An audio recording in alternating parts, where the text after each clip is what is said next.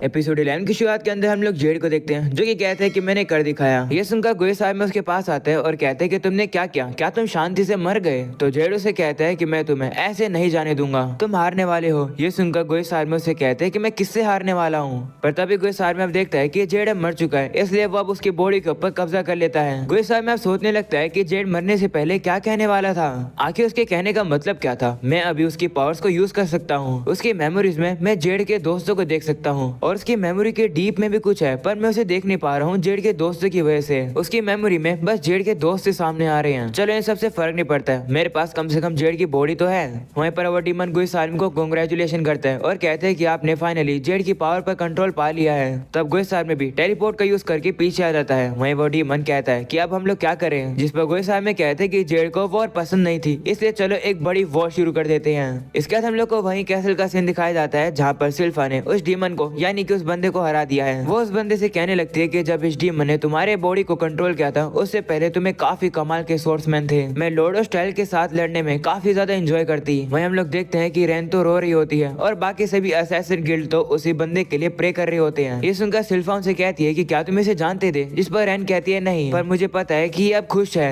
उन लोग को इमोशनल देखकर सिल्फा उन लोगों से कहती है कि तुम लोग का असैसिन बनना सूट नहीं करता है। तभी हम लोग देखते हैं कि असैसिन गिल्ड को रियलाइज हो जाता है कि सिल्फा और कोई नहीं बल्कि सिल्वर ब्लेडर ही है। और अब तभी अचानक से हम लोग देखते हैं कि वहाँ पर अब अचानक से काफी ज्यादा भाप आने लगती है। ये भाप रिवर से आती है जिसे देखकर सभी सोचते हैं कि ये क्या हुआ।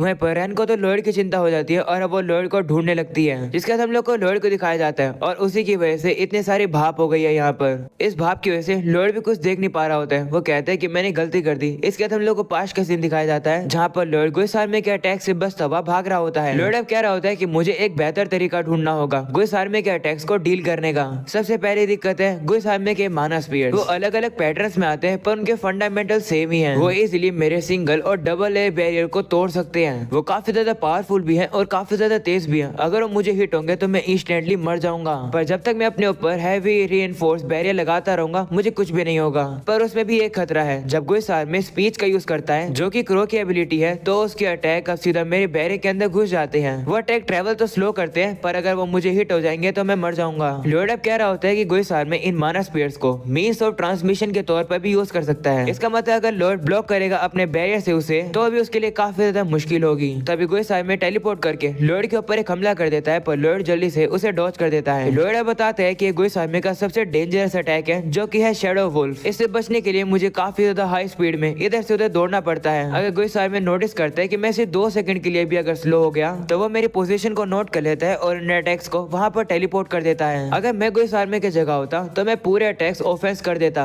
ये वेट कर रहा है मेरे स्टेमिना के खत्म होने का।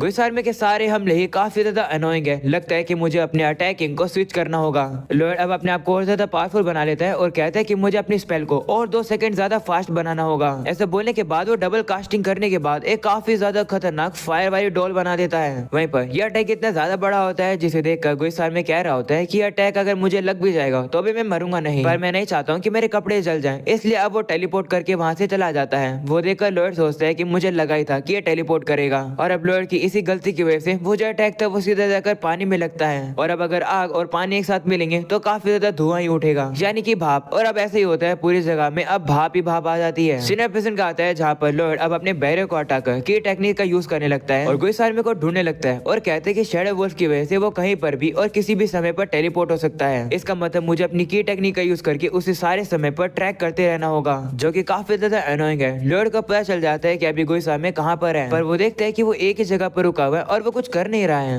लॉर्ड भी वहाँ पर एक ही जगह पर रुक जाता है तो ग्रिम अब उसे कहते हैं कि आप ये क्या कर रहे हो, मूव करते रहो। तब लॉर्ड को भी याद आता है कि अगर वो मूव नहीं करेगा तो गुइसार में के शैडो वुल्फ आकर उसे लग जाएंगे। इसलिए लॉर्ड अब इधर से उधर मूव करने लगता है और कहता है कि गुइसार में का ये मूव कितना ज्यादा अनोइंग है। तभी लॉर्ड को अब याद आता है कि वो थोड़े सेकंड के लिए बीच में रुक तो गया था, पर फिर भी गुइसार में ने शैडो वुल्फ से हमला क्यों नहीं करा। वह सोचने लगता है कि आखिर वो मुझे लोकेट कैसे करता है, और उस समय पर उसने एक लेटर भी भेजा था लोकेट करके। क्या वैसे करना इजी था, क्योंकि उसे लोकेशन पहले से पता था कि उसे लेटर कहाँ पर डिलीवर करना है। लॉर्ड अब ये याद करता है कि गुइसार में ने सभी डीमन से कहा था कि तुम सभी लोग खड़े होकर वहाँ क्या कर रहे हो, जल्दी से असैसिन गिल्ड को पकड़ो, क्योंकि अगर वो भाग जाएंगे तो हम लोग उन्हें वापस नहीं ढूंढ पाएंगे। ये सुनकर लॉर्ड समझ जाते हैं कि गुइसार में को हमला करने के लिए पहले जगह देखनी पड़ती है, और इस भाव के से गुइसार में कुछ देख नहीं पा रहा है, इसलिए वो लॉर्ड के पास टेलीपोर्ट भी नहीं कर पा रहा है। लॉर्ड ये सोच ही रहा होता है तभी ग्रिम उसे कहते हैं कि आप क्या कर रहे हो, रुक क्यों गए। तो लॉर्ड अब उसे चुप कराता है और वो देखते हैं कि गुइसामे तो उन्हें ढूंढ रहा है, वो उनके ऊपर हमला नहीं कर पा रहा है क्योंकि वो उन लोगों को देख ही नहीं पा रहा है। इसलिए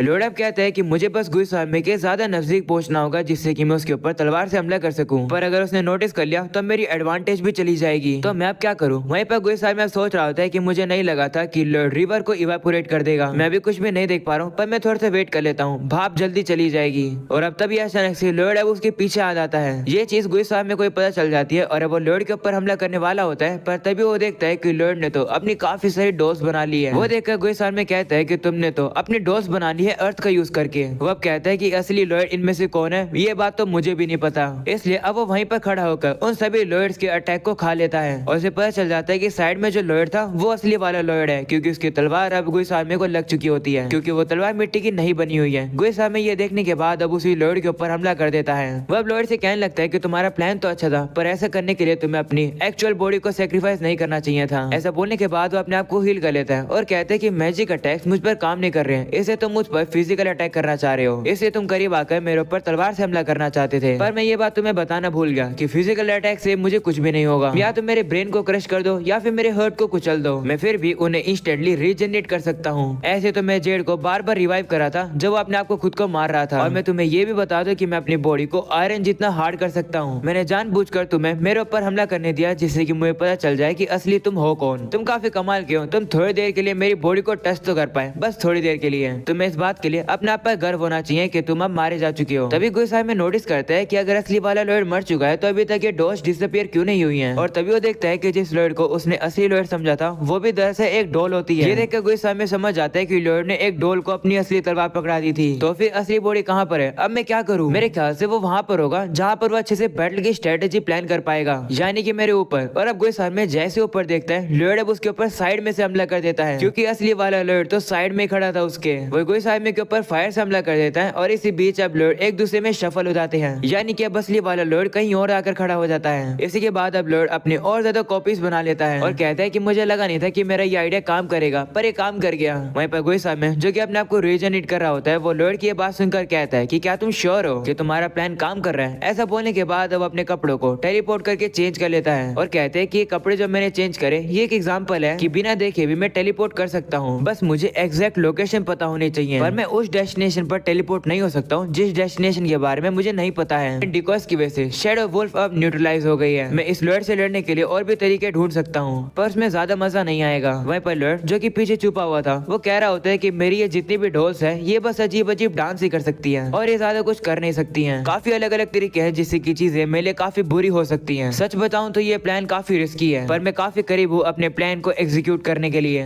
मैं गुइसामे कहते हैं कि मेरे पास एक अच्छा तरीका है, मैं सभी डोज के ऊपर एक ही साथ हमला कर देता हूँ। ऐसा बोलने के बाद वो सभी डोज के ऊपर हमला कर ही देता है और अब जो असली वाला लॉर्ड होता है उसे अपने बैरे का यूज करना पड़ता है गुइसामे के अटैक से बचने के लिए। वहीं पर अब गुइसामे को पता चल जाता है कि असली लॉर्ड कौन है, इसलिए वो अब जल्दी से उसके पास आ जाता है और अब गुइसामे अपनी पावर को यूज करके उस लॉर्ड की गर्दन को उड़ा देता है। पर तभी अब उसे पता चलता है कि ये भी एक डॉल ही थी। गुइसामे ये भी समझ जाता है कि लॉर्ड ने ऐसे भी डिकोस बनाए थे जिनके पास बैरियर था। वो सोचने लगता है कि जिस भी डॉल के पास बैरियर है क्या वो फेक है, पर वो कहते हैं नहीं ऐसा नहीं हो सकता है। इसके बाद हम लोग देखते हैं कि गुइसामे सभी डॉल्स के ऊपर एक साथ हमला कर रहा होता है। वो देखकर वो कहते हैं कि लॉर्ड इस तरीके से इधर उधर नहीं भाग सकता है क्योंकि ये तो पागलपन होगा, तो शायद से लॉर्ड शील्डेड वन है। तभी गुइसामे रियलाइज करता है कि वो एक बच्चे से लड़ने के लिए इतना ज्यादा सोच रहा है, वो इतना एक्साइटेड आज से पहले कभी भी नहीं हुआ है। वो लॉर्ड से भी कह रहा होता है कि तुम भी यही फील कर रहे होगे है ना। हम लोग अब देखते हैं कि इसी तरीके से गुइसामे लॉर्ड की काफी सारे डॉल्स को मार रहा होता है। तभी हम लोग असली वाले लॉर्ड को देखते हैं जो कि अपनी प्रेजेंस को छुपाता हुआ गुइसामे के पीछे से हमला करने के लिए आ रहा होता है। इस बार लॉर्ड ने अपना बैरे भी नहीं लगा रखा है जिसकी वजह से उसे हल्की सी चोट भी लग जाती है।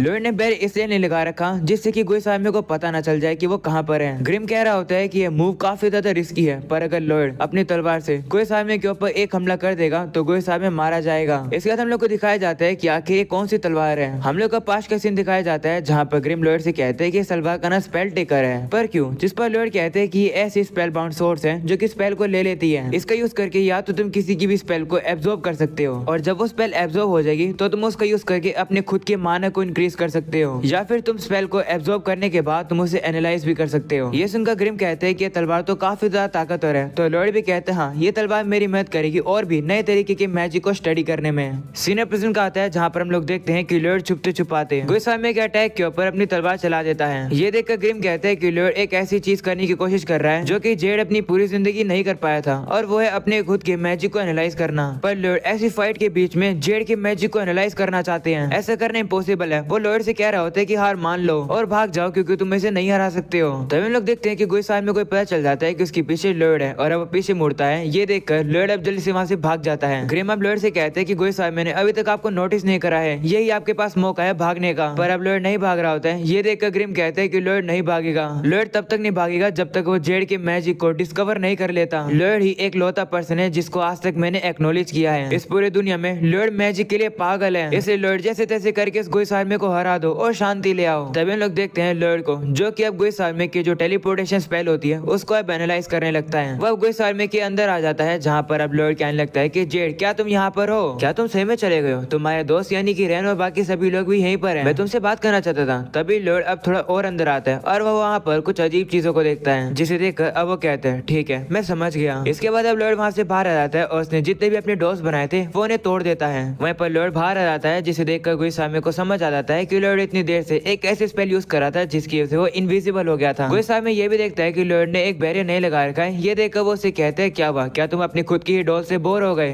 तो लॉयड अब कहते हैं हाँ, क्योंकि मुझे अब समझ आ गया है। जिस पर गुइस आर्मी कहते हैं कि तुम्हें समझ आने में काफी देर हो गई और तुम सही हो, तुम मुझे नहीं हरा सकते हो। मुझे ये बताओ कि आखिर तुम मुझसे लड़ क्यों रहे हो? तुम उन असैसिन गिल्ड्स के लिए तो नहीं लड़ रहे हो, तुम उन लोगों की तरह नहीं हो, तुम भी मेरी तरीके से ही ब्रोकन हो। इसलिए सेवंथ प्रिंस आओ मेरे साथ आओ, हम लोग एक साथ दुनिया पर कब्जा करके काफी ज्यादा मजे करेंगे। ये सुनकर लॉयड से कहता है कि मुझे लगता है कि जो अभी मैं तुम्हें समझाने वाला हूँ वो तुम्हें समझ आएगा। पर देखो एक शेर कभी भी ये क्वेश्चन नहीं करता है कि उसके पास फैंक्स है और उसके पास पंजे हैं। ऐसा इसलिए क्योंकि वो कभी इनकन्वीनियंस फील करते ही नहीं है। ये उन्हें काफी ज्यादा बोरिंग बनाते हैं और तुम्हारे मेथड्स भी बिल्कुल वैसे ही है। हाँ मैं मानता हूँ कि जब से तुम्हारा जन्म हुआ था तुम तब से ही पावरफुल हो, पर तुम्हारे पास बस यही है। वहीं पर दूसरी तरफ इंसान कमजोर होते हैं। हम लोगों के अंदर जो कमी होती है हम लोगों ने इम्प्रूव करने के लिए काफी ज्यादा हार्डवर्क और स्ट्रगल करते हैं। इसी वजह से हम लोग काफी कमाल की चीजें बना पाए हैं, जैसे कि मैजिक। लोगों में इम्प्रूव करने की इच्छा होती है, जैसे कि वो चाहते हैं कि वो उड़ सके, जैसे कि वो चाहते हैं कि वो फायर शूट कर सके। जो भी स्पेल वो इंसान बनाते हैं सबसे पहले वो स्पेल उनके ड्रीम्स में आई थी और उसी के बाद वो उन्हें रियलिटी में बदलते हैं। उन लोगों के लिए सोर्सरी काफी ज्यादा इंटरेस्टिंग है। सोर्सरी की कोई लिमिट नहीं है, वो इनफाइनाइटली काफी ज्यादा इंटरेस्टिंग है। ये सुनकर गुइस आर्मी कहता है कि मुझे समझ नहीं आया है और ना ही मुझे फर्क पड़ता है कि तुम ये क्या कह रहे हो, इसलिए तुम चुपचाप मेरे हाथों मर जाओ। ऐसा बोलने के बाद गुइस आर्मी टेलीपोर्ट होकर लॉयड को मारने के लिए आने वाला होता है, पर जैसे ही गुइस आर्मी अब टेलीपोर्ट होता है लॉयड भी काफी तेज से आकर उसके पेट में काफी जोर से मुक्का मारता है। इस वजह से गुइस आर्मी को काफी ज्यादा दर्द होने लगता है। वो अब लॉयड से कहते हैं कि तुमने ये क्या किया? तो लॉयड उसे बताता है कि जो अटैक मैंने अभी किया उसके अंदर मैंने अपना माना तक नहीं लगाया। मैंने अभी की टेक्निक का यूज किया जिससे ये मुझे सुपर ह्यूमन ताकत मिलती है। साथ में मैंने सोर्सरी का यूज किया अपने लंग्स की लिमिट को और ज्यादा बढ़ाने के लिए, जिससे कि मेरी की टेक्निक और ज्यादा इवॉल्व हो गई। ये सुनकर गुइस आर्मी कहते हैं कि ये की टेक्निक क्या होती है? तो लॉयड अब गुइस आर्मी को बताता है कि जो सोर्सरी होती है वो हर फील्ड ऑफ नॉलेज से सीखी जाती है, जिसमें हर फॉर्म्स इंक्लूडेड होते हैं, जिससे कि हम लोग इवॉल्व कर पाते हैं। वहीं पर गुइस आर्मी को तो ये सब कुछ समझ आ ही नहीं रहा होता है। वो सोच रहा होता है कि आखिर लॉयड ने मुझे वहीं पर हमला कैसे किया जैसे मैं वहाँ पर टेलीपोर्ट हुआ। वहीं पर लॉयड तो अब आराम से जाकर एक पत्थर पे बैठ जाता है और अब गुइस आर्मी से कहता है कि अब तुम मुझे क्या दिखाओगे? तुम बस जो अटैक यूज करे थे वो क्रो की मूव्स के बस एडवांस वर्जन थे और ग्रिम के अटैक के भी एडवांस वर्जन थे। मैं चाहता हूँ कि तुम मुझे कुछ नया दिखाओ, जल्दी करो। ये सुनकर गुइस आर्मी गुस्सा हो जाता है और अब वो लॉयड से कहता है कि मैं एक डीमन लॉर्ड हूँ और तुम मुझे ऑर्डर दे रहे हो, तुम्हारी हिम्मत कैसे हुई? तो लॉयड अब उसे कहता है कि क्या तुम्हें याद है कि जेड ने मरने से पहले क्या कहा था? ऐसा बोलने के बाद लॉयड अपनी चोट को भी हील कर लेता है और अब वो उसकी तरफ हंस के देखने लगता है। और अब गुइस आर्मी को याद आता है कि जेड ने मरने से पहले कहा था कि गुइस आर्मी तुम हारोगे, और अब लॉयड भी गुइस आर्मी से कहते हैं कि तुम हारोगे। ये सुनने के बाद गुइस आर्मी काफी ज्यादा गुस्सा हो जाता है और कहता है कि तुम्हारी हिम्मत कैसे हुई कीड़े कहीं के। ऐसा बोलने के बाद वो टेलीपोर्ट करता है। वहीं पर लॉयड भी अब काफी तेजी से जाकर उसे एक लात मारता है और अब इसी तरीके से लॉयड अब उसे काफी ज्यादा लात मार रहा होता है जहाँ पर भी गुइस आर्मी टेलीपोर्ट कर रहा होता है वहाँ जा जाके। वहीं गुइस आर्मी मन में कहने लगता है कि मुझे बिल्कुल भी फर्क नहीं पड़ता है कि ये मुझे कितना डैमेज दे, क्योंकि मेरी बॉडी अपने आप ही रीजनरेट कर लेगी। बट फर्क इससे पड़ रहा है कि ये जो मुझे इतना ज्यादा मार रहा है इसके वजह से मुझे काफी ज्यादा दर्द हो रहा है। आखिर ये बच्चा ऐसा कर कैसे पा रहा है? तभी हम लोग लॉयड को देखते हैं जो कि फिर से अब डबल कास्टिंग करता है और अब वो एक कैनन जैसी चीज बनाता हुआ उससे गुइस आर्मी के ऊपर हमला करता है, जिससे गुइस आर्मी को काफी ज्यादा डैमेज होता है। गुइस आर्मी अब उड़ता हुआ उसी होल में आता है जो कि धमाका करके लॉयड ने कैसल में बनाया था। तभी लॉयड वहाँ पर आकर उसे लात मार के उसे नीचे लावा में गिरा देता है। गुइस आर्मी अब नीचे लावा में गिरने वाला होता है। ये देखकर वो सोचता है कि अगर मैं लावा में गिर गया तब काफी ज्यादा दिक्कत होगी। वो अब जल्दी से वहाँ से टेलीपोर्ट करने की कोशिश करता है, पर अब लॉयड अब उसे और ज्यादा मारने लगता है इधर से उधर आके। लॉयड अब उसे काफी जोर से लात मारता है जिसकी वजह से गुइस आर्मी बूढ़ता हुआ सीधा आसमान में आ जाता है। इसके बाद लॉर्ड हम लोग को बताने लगता है कि भले ये मेरे पुराने लाइफ की बात हो या फिर इस लाइफ की बात हो, स्पेल बुक हमेशा मेरी इमेजिनेशन को और ज्यादा इंटरेस्टिंग बनाती है। जिन लोगों ने सोर्सरीज बनाई होगी वो कैसे तरीके के पर्सन होंगे। लोग ऐसे स्पेल्स के बारे में भी सोचते हैं। उन लोग के ड्रीम्स ऐसे थे। वो लोग तो कितने ज्यादा दयालु थे। वो लोग काफी डरावने भी थे, पर साथ में वो लोग काफी कमाल के और मजेदार भी थे। मैं उन लोग को इमेजिन करता हूँ, और मैं उन लोग को इमेजिन क्यों ही ना करूंगा, क्योंकि उन्हें सिर्फ इमेजिन ही मैं कर सकता हूँ। अगर तुम लकी होते हो तभी तुम ऐसे तरीके के लोगों से मिल पाते हो, और वो भी जिंदगी में सिर्फ एक ही बार। और इसलिए भले ये मेरे लिए मैटर करता हो, पर मैजिक मेरे लिए काफी ज्यादा इंटरेस्टिंग है। वहीं पर गोइसामी की बुरी हालत करने के बाद लॉर्ड अबू से कहता है कि क्या हुआ, मुझे बिल्कुल मजा नहीं आ रहा है। क्या तुम्हारे सारे आइडियाज और अटैक खत्म हो गए हैं? अगर ऐसी बात है तो तुम्हें अब मरना होगा। वो सुनकर गोइसामी में वापस से गुस्सा हो जाता है और लॉर्ड से कहते हैं चिंता मत करो। एक डीमन और डीमन लॉर्ड के अंदर एक सबसे बड़ा जो डिफरेंस होता है वो ये होता है कि जो डीमन लॉर्ड होता है वो अपने हिसाब से ही एटमॉस्फेरिक मानव को फ्रीली कंट्रोल कर सकता है। इसके बाद अब गोइसामी ऐसे करता है, वो अब आसमान से काफी ज्यादा मानव को इकट्ठा कर लेता है। वो अब लॉर्ड से कहते हैं कि ये देखो, ये इस एरिया का सारा माना है। मैंने इन सारे माना को इकट्ठा कर लिया और अब मैं इस माना को तुम्हारे ऊपर शूट करूंगा। भले तुम एक बैरियर बना लो या फिर कुछ भी बना लो, पर फिर भी तुम इससे नहीं बच पाओगे, क्योंकि ये चीज इतनी ज्यादा खतरनाक है कि ये चीज किसी भी चीज को खत्म कर सकती है। और इस चीज को मैं बुलाता हूँ मोर्टल डार्क स्पीयर। और अब यहीं पर जाता है ये एपिसोड खत्म। अगला एपिसोड तो इससे भी ज्यादा इंटरेस्टिंग होने वाला है, क्योंकि वो वाला एपिसोड लास्ट एपिसोड है। क्या लॉर्ड की पावर्स के बारे में सभी लोग को पता चल जाएगा? लॉर्ड अपनी पावर को छुपाने के लिए क्या बहाने मारेगा? वो देखना काफी ज्यादा इंटरेस्टिंग होगा। नेक्स्ट एपिसोड जो कि आखिरी एपिसोड है वो काफी इंटरेस्टिंग होने वाला है, और तुम लोग को वो एपिसोड इसी चैनल पर देखने को मिलेगा। इसे चैनल को सब्सक्राइब करके ऑल नोटिफिकेशन जरूर से ऑन कर देना, ताकि एपिसोड आते हैं तुम लोग को पता चल जाए। पर आज के लिए इतना ही। वीडियो को जरूर से लाइक करके जाना। मिलते हैं अगले एपिसोड में, तब तक के लिए बाय बाय।